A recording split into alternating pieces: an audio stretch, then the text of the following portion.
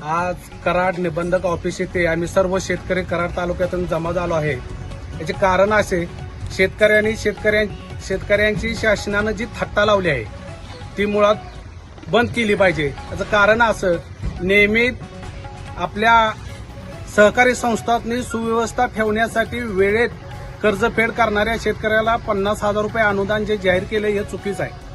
आणि जे कर्ज भरीतच नाही, 3-3, 4-4 वर्ष वाट बघत बसतात, त्या शेतकऱ्यांनी मात्र माफी दिली जाते.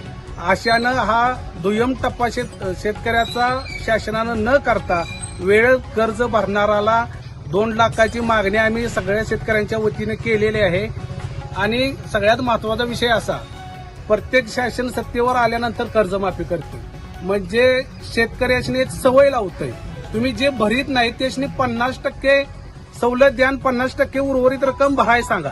आणि जी वेळेत रक्कम भरली जाते ज्या शेतकऱ्यांच्याकडून, त्या शेतकऱ्यांना पूर्ण माफी द्यावी. याच्यामुळे शासनाचाही लोड कमी येईल आणि शासन सुधारण्यासाठी ही व्यवस्था व्यवस्थित राहील असं माझं मत आहे. धन्यवाद.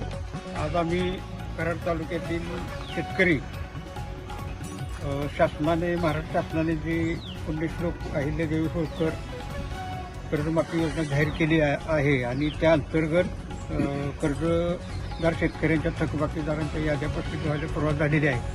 मात्र शासनानं नेहमीप्रमाणे जे रेग्युलर शेतकरी आहेत दरवर्षी रिन्युअल कर्ज करतात, सणवार करून किंवा अनेक अडचणींचा सामना करून सुद्धा ते दरवर्षी नियमित कर्ज आपलं भरून फिरवून घेतात.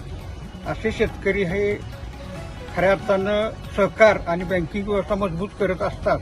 असं असताना शासन दरवेळेला प्रत्येक कर्जमाफीच्या वेळेला या शेतकऱ्यांना कुठलंही ठोस असं अनुदान देत नाही.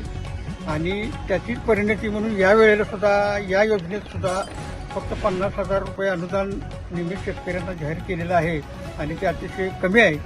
याकरता आम्ही कराड तालुक्यातील शेतकरी महाराष्ट्र शासनाकडे माननीय उपनिबंधक कराड तालुका यांना निवेदन देऊन आम्ही अशी मागणी केलेली आहे की महाराष्ट्र शासनाकडे की या नियमित शेतकऱ्यांना सुद्धा 2 लाख रुपयापर्यंत अनुदान द्यावं अशी आम्ही मागणी केलेली आहे. अन्यथा या आम्हा सर्व कराड तालुक्यातील नियमित कर्जदार शेतकऱ्यांना सुद्धा आम्हाला वेगळा विचार करावा लागेल असं मी या ठिकाणी नमूद करतो. धन्यवाद.